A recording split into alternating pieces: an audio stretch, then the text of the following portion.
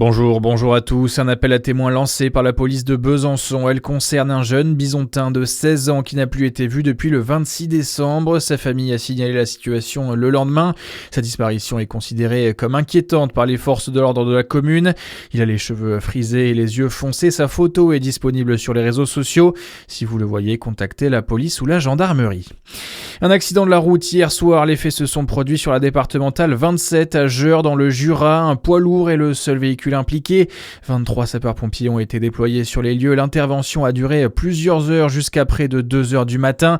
On ignore encore les causes précises de cet accident, mais le bilan définitif fait état d'un blessé grave. Et si un département se passait de Google Street View, c'est le choix de la Côte d'Or qui lance son propre service de navigation virtuelle. Objectif, cartographier l'ensemble des routes départementales, mieux gérer leur entretien et surtout reprendre le contrôle des données. Un projet inédit présenté comme un enjeu de souveraineté numérique. Manal El Maïba. Oui, le département lance Côte d'Or Street, un service de navigation virtuelle dédié à ses 8500 km de voirie départementale.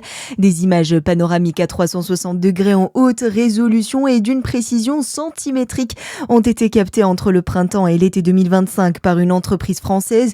Ces images pourront être analysées par des outils d'intelligence artificielle pour repérer automatiquement l'état des routes, des panneaux ou des équipements sans multiplier les relevés sur le terrain. Le département veut maîtriser ces données et ne plus dépendre d'un acteur privé étranger.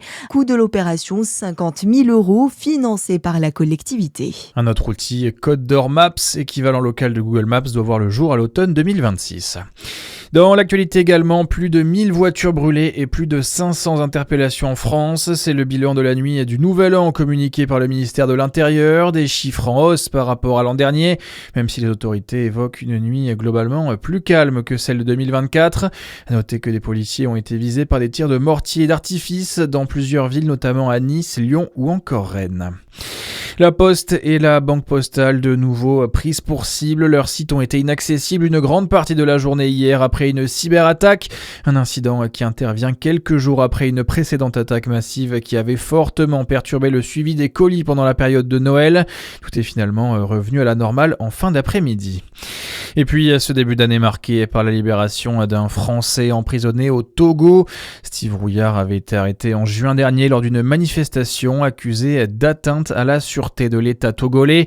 Le ministère précise qu'une décision de justice togolaise a permis la libération de cet homme de 44 ans et qu'il est arrivé en France hier matin. Et puis, un nouveau pays intègre la zone euro en ce 1er janvier, la Bulgarie. Pour l'occasion, la Banque Centrale Européenne à Francfort s'est illuminée pour célébrer l'événement. À suivre votre météo sur Fréquence Plus.